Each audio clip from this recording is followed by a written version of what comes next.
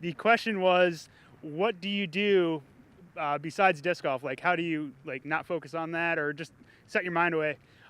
Being from Minnesota, we get to play probably 6 to 7, 8 months out of the year. We get so much snow, so I work full time and I go to the gym often. So I just keep the body loose, eat right, and just everything. I mean, it's kind of nice taking those couple months off just to not really worry about disc golf in general, and just kind of stay in shape too. So it's yeah.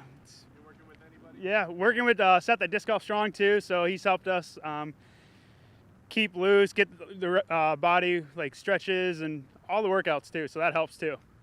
Do you want some specific exercise examples? Yeah. Do you want to take this one, H? Yeah. Wrap up.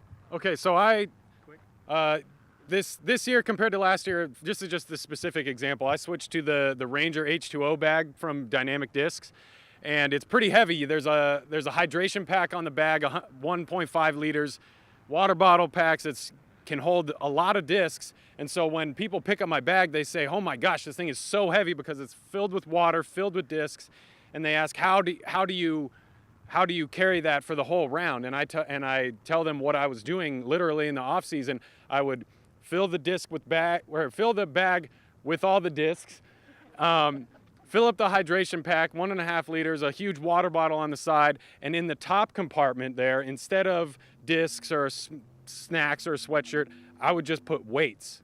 I would put weights in the top of the bag, so when I picked it up, it was close to 70 pounds. And so I'd strap that on my bag and or strap the bag on my back. That's two. So I would strap, and then I would like adjust, and really that, like you said, core, that engaged my core a lot to have this huge, heavy sack of everything on my back. And so I would get all nice and tensed up, and then I'd go walk around for an hour, 2 hours at a time. And that kind of conditioning practice really engages your core and works on a lot of cardiovascular health as well. And so now when I come out here to the course, really the only thing that's hurting at the end of the round is my feet. Like my back's fine. I'm not out of breath at the end of the round. I found that through this first little section of the year, at the end of the last few holes, I'm still throwing as hard as I was throwing on the first tee. So that's one of my examples of what a specific thing I did in the off season to help work on stamina, endurance, core activation, cardiovascular health. We call it, in the biz, we call it rucking with an R.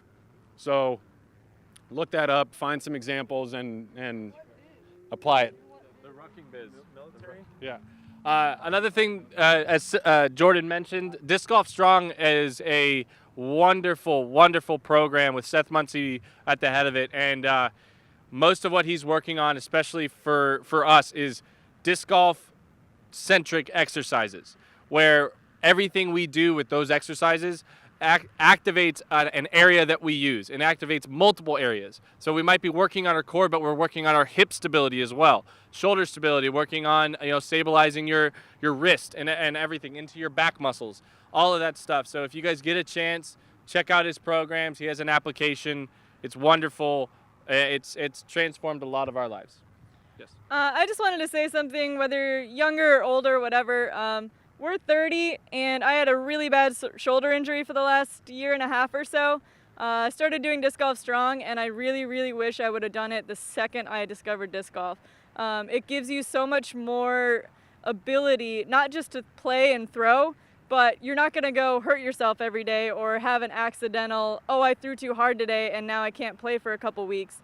It really gives you a big buffer zone so that you can go play hard and still be able to recover quickly. So even if you're young, I would definitely at least do some warm-ups before you go play. It'll allow you to be in the sport a lot longer. So that's really important to me.